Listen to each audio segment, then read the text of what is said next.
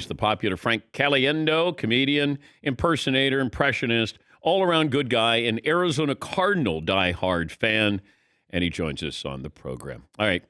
What role did Frank Caliendo play in J.J. Watt coming to the Cardinals? I'm a facilitator, Dan. I make things happen. I don't know. Well, it's so funny how this stuff gets blown out of proportion. I'm basically when Steve Keim needs something done, he comes to me. I'm the Ray Donovan of the NFL. That's what I am. I'm like his Yoda. He puts me on. He wears me like a backpack and runs around Dagobah. That's what's going on. I've known JJ Watt for quite a while. Actually, I've known him. Listen, I'm kind of friends with him, but I'm not like great friends with him to the point where I could ask favors of him or something like that. But a while back, Keim asked me, Steve said, what, or actually anytime and Steve Keim is the GM of the Cardinals, just let everybody yes. know. Okay. Anytime a free agent comes up or something like that, I'll text Steve Keim and go, you want me to take care of this? As a joke. And with J.J. Watt asked for his release, he got it. And I said to Steve, I go, do you want me to take care of this? And he's like, do it. I was like, okay. I thought he was joking. He's like, did you text him yet? I'm like, no, I haven't. He goes, do it. So I just texted him, and it was really a soft sell because I have, Packer fans are mad at me right now. And I knew this could be the thing. Packer fans mad because I grew up in Wisconsin. Cleveland Browns fans are upset. My wife's from Cleveland. And this is what I say to those fans. Your team didn't call me, so I couldn't help you. But it was good. I just texted him like, hey, Steve Keim won't leave me alone. I think it would be rare. People think I was like calling him as John Gruden. Yeah, I'll tell you what, man. Yeah, people thought I was like, I'm sent like I do that to all my friends. Like, I tell you what, man. You think it's I could see you waiting for it. Like, you want to go play for somebody that isn't me? What am I going to do with a John Gruden impression on that? They call him up as Adam Schefter. According to my sources, this is what it appears is going to happen. You are going to sign with the Arizona Cardinals. Caliendo is going to have people incredibly mad. Jay Glazer, you guys, I don't even understand what's going on here, guys. You guys don't know what it is. This is tough stuff. Listen, JJ, you come to Arizona. I got to just pop over there for my gym. I'm working out with a lot of people. I'm training MMA stars. Listen, The Rock comes to me. When The Rock needs somebody, you see that show, the Kid Rock? You see that? I don't know if it's called Kid Rock. Young Rock? Kid Rock, he plays music, right? That's the guy. But Demi Lovato once knocked out my tooth. Anyways, so I'll get Caliendo spot you. He can only do like 20-pound weights or something like that. But I can lift entire. You ever use a universal machine? I spot that. That's a strong man. So yeah, it was all plain and simple. But people would just keep running with these crazy stories about. Well, you know how it is. A couple of years ago, when Steve Keim came on with you, all of a sudden I changed the NFL draft, and it was me just calling him and leaving him a message, or it wasn't even that. I texted him from my phone as John Gruden. I'll tell you what, I got a trade idea. Next thing you know, after I'm on your show, people are going crazy thinking it's some kind of, I disrupted the draft. No. It's just simple. I do like the idea, like, I don't want the truth. I like the idea that you did call and just started impersonating people. I mean, that you should go with that, Frank. Well, that's why I'm lying a lot. I set this record straight at the end, but I lie up front. I call Bruce. I like Bruce Arians. Goes like, "Hey, Daddy, what are you doing, man? Do me a favor. Can you give me Tom Brady? I want Tom Brady. Give me a Crown Royal. Give me that. Give me Tom Brady. I tell you what, if we win a championship, here's what we're gonna do, Daddy. Well, I'll let them throw it on from boat to boat. And bring in Gronkowski. Somebody call Belichick. Make that happen, Daddy. That's what it's all about." Yeah. There's no Cliff Kingsbury impersonation, is there? No, I don't. He's so tall and lean and smooth. I think it would be difficult for me to pull anything. It's easy for me to pull off an Andy Reid. I just do this, put a mustache on, and throw the hat on. That stuff's easier. But no, not really anything for Cliff Kingsbury. When did you become a Cardinal fan? Well, I live on the same street as the Cardinals facility, so. And I'm kind of wishy-washy. I grew up a Packer fan. I've still got the Packers part of my heart. But then, become friends with John Gruden. I'm at an Aerosmith concert with John Gruden, about 12 months ago right now. I got to help, I got to root for them because they're always inviting me to do stuff. Wait. How do you end up at an Aerosmith concert with John Gruden? Oh, you don't know about that? I was in Vegas. And I texted his right-hand guy, Jeff Leonardo, and because I'm scared of Gruden still. Gruden will text me at like 3 a.m, like, "What are you doing, man?" Like, becoming frightened, tinkling myself because you're texting me.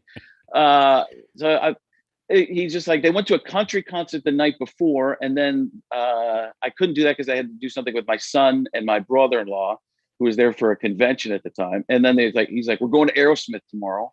So we get there, Gruden grabs his phone. He's like, "I'm sitting here at the Aerosmith concert with my good friend, John Gruden. How's it going, Johnny?" Which made me realize that in his head, Gruden thinks of himself as Johnny. That's who I'll tell you what. I'll tell you what, I'm Johnny Lawrence. I'm opening up a Cobra Kai here, man.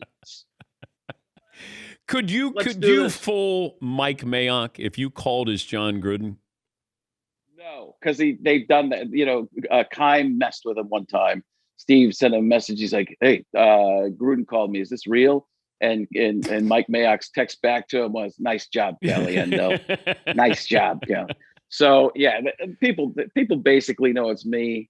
But at the end, it's kind of funny because a lot of times the things Gruden will do, he tells everybody he loves them. Have you ever heard that or know that about him? Like at the end of phone calls, like, "Love you, man." And then he hangs up. It's like, what? It's just so awkward. He's Frank Caliendo, the great comedian, joining us on the show. I was curious about this to get into your craft. Is it more about facial than it is the expressions? Than it is the actual words you use?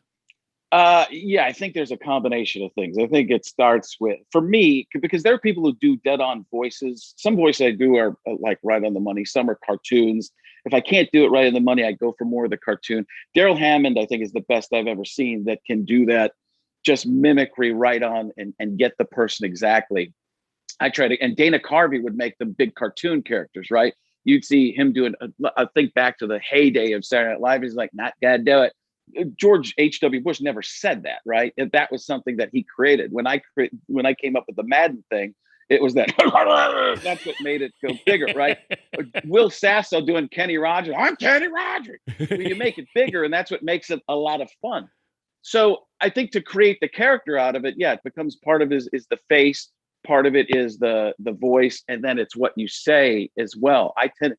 One of the things that recently, which has a little bit of a face, is Romo and Nance. And they started doing me doing them. I don't know if you heard that, but the Tony Romo bit is, "Oh, Jim, this is incredible and amazing. And it's amazing and incredible."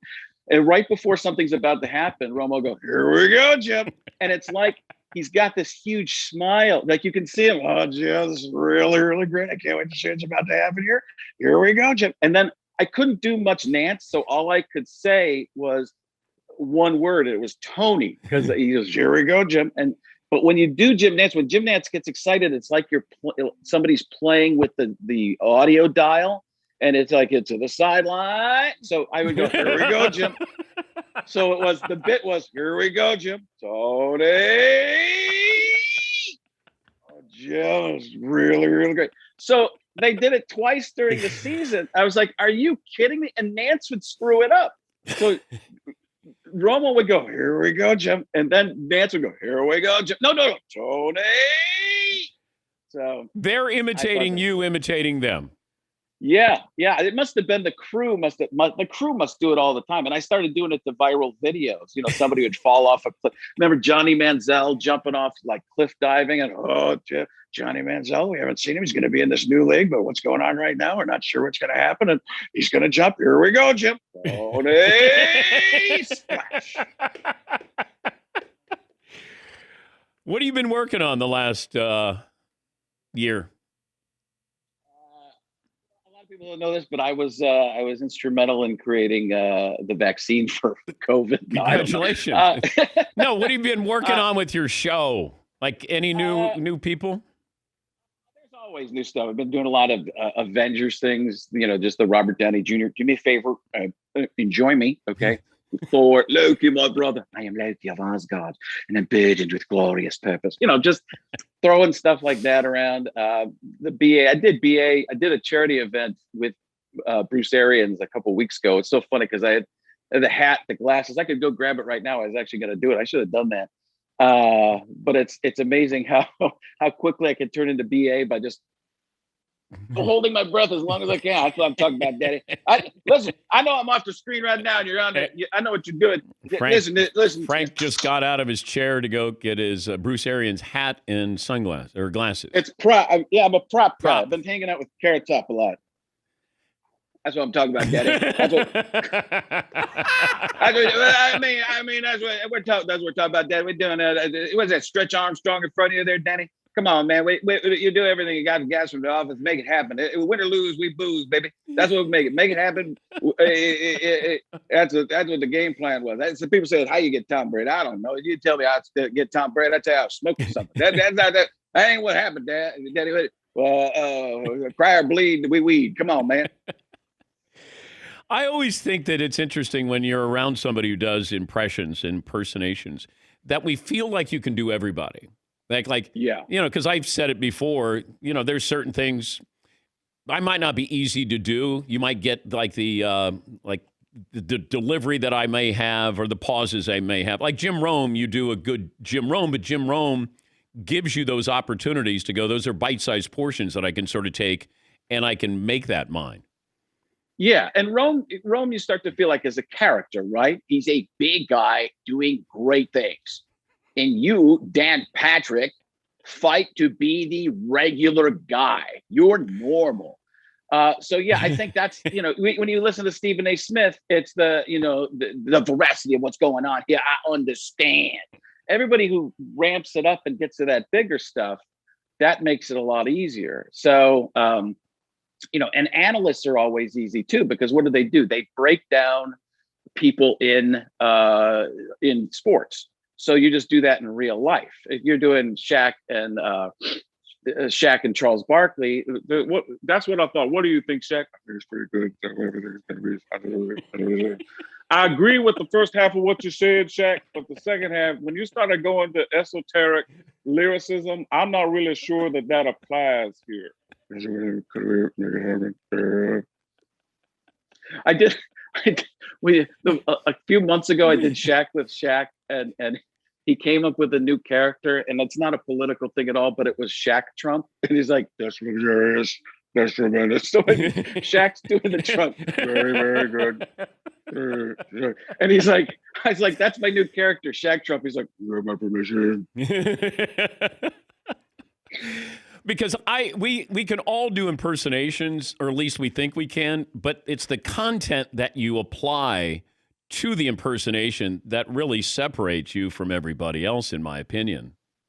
Yeah, at times, sometimes it just depends on what it is. And when I run out of a joke, when I run out of jokes, I just go from voice to voice and talk to myself.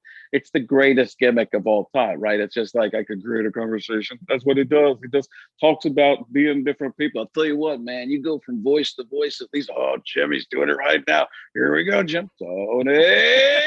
Oh. Are you ever going to be able to watch Nancy Romo the same? No. But how is your wife, though, when you're working on your material? Does that, she's never laughed a day in her life at me. But around the kitchen table, are you annoying? It has nothing to do with the voices, but yes, 100%. We've been married for 16, 17 years. I'm truly annoying to her. I think I was annoying from the beginning. It's just, she still says, she came to see me at a comedy club. It was the Improv in Cleveland, and she didn't laugh at anything I did. And it was like she was covering her mouth because she thought I was so terrible. And she wanted her $12 back. And now we live in a really nice house and all kinds of stuff. And I'm like, that's the best investment you've ever made. You did pretty well. Yeah. With that $12. So, yeah. Leave us with Romo and Nance, and congratulations on getting JJ Watt. So, listen, and if your team needs something, let me know. It's too late. It's too late for that, Frank. Too late for that. All right, give me one more Romo and Nance before we say goodbye. Oh, Jim, it's been an incredible interview. He did a couple of voices, and right at the beginning, Dan really expected it, that's what it was going to be all about. Didn't turn out to be that way, but we made it into something else, and that's Dan Patrick being Dan Patrick. Oh, going to commercial, lead us into it. Here we go, Jim. Tony.